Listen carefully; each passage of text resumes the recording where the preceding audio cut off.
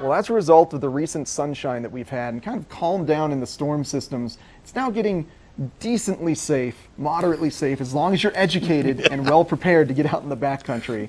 And we've got Dan Smith from Vail Mountain Rescue here to not only give us some tips, but kind of share some stories and maybe teach some people some lessons so we can learn from others. How are you doing, Dan? I'm doing okay, but avalanches are never safe. No, yeah, that was a hard way to We're put just it. talking about it now.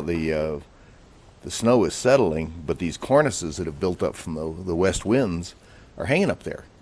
Some of them fallen once and rebuilt. When they fall, they take everything below with them. That includes you if you happen to be standing there. It's really heavy snow. Oh, it's heavy. It's going to be real serious if that stuff hits you.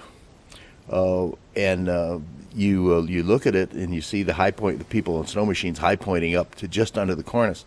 Come on, people, that's a very bad idea. Yeah, the rumble of that engine can just knock those rumble of the things engine, right just off. the skis cutting, anything in the world, because that, especially about noon, 1 o'clock, when that stuff's really soft, and it's all gonna fall. The only question is, are you gonna be under it when it does? Yeah. And there's a real good way to not be under it. Don't be under it. Be under a cornice. It's pretty simple math. You just don't go under cornices.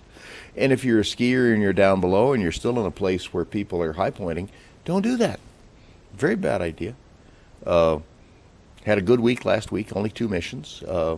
One was a sick party at Peter Eston Hut, which is a good ways back, and he had either mountain sickness or the flu and mountain sickness, so saith the paramedic.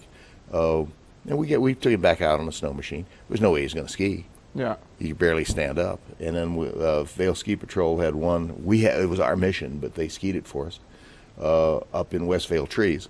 Somebody was skiing home. A couple had skied home the whole season, and he tripped and broke a tib fib. I think it was the left one.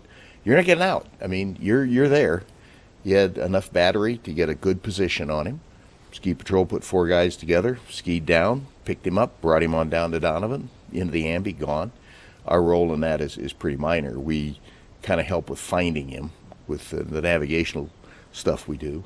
And then we put 2 or 3 guys at the bottom just in case, so there is some manpower on scene that could go uphill if they had to, though that's exactly the wrong way to do it. You want to start those things from the top.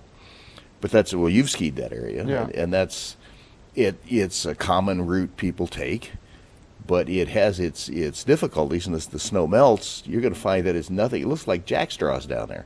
It's all this dead pinyon and pine that's laying on the ground. Conditions change so fast this time of year. Sure Like the does. route that's been great for you for the entire season is now completely gone, and you don't know it until you kind of get to it. And in West Vail, if you get about 400 feet out of line, you're in a gully, and if you get slightly below the lip of that gully, you're not getting back up to the top. No. And you are in some very unpleasant stuff.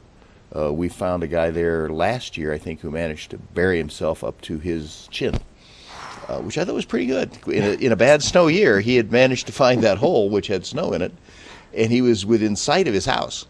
And, of course, we didn't know that. We knew he was in there someplace. He didn't have a cell phone on him, so he didn't get a ping. So the guy skied down, and here he sits, right up to about there. Had to dig him out. Good cautionary tales. Oh, yeah. We have a few thousand of those. Yeah. Which ones do you want, and on what trail? But again, it's hundreds and hundreds of thousands of guests and a small number. Maybe last year I think we touched 250 people, which not all were injured, not all needed help, but they were involved in something we were doing. That's a pretty low number, actually. But it's 100% if it happens to be you. So the trick is not to be in that number. Yeah, that's like looking at the percentage of people that die in avalanches, but Oh, it yeah. ends up being 100%. It's 100% if it's you. Yeah. So let's still be careful out there. This is wet stuff. It skis very different. And it'll land on you literally like a ton of cement. Yeah. Well, thank you very much, Dan. I appreciate the tips for our viewers. Hopefully not too many missions. Hopefully today. not, Things because it's wind my down. week. Yeah.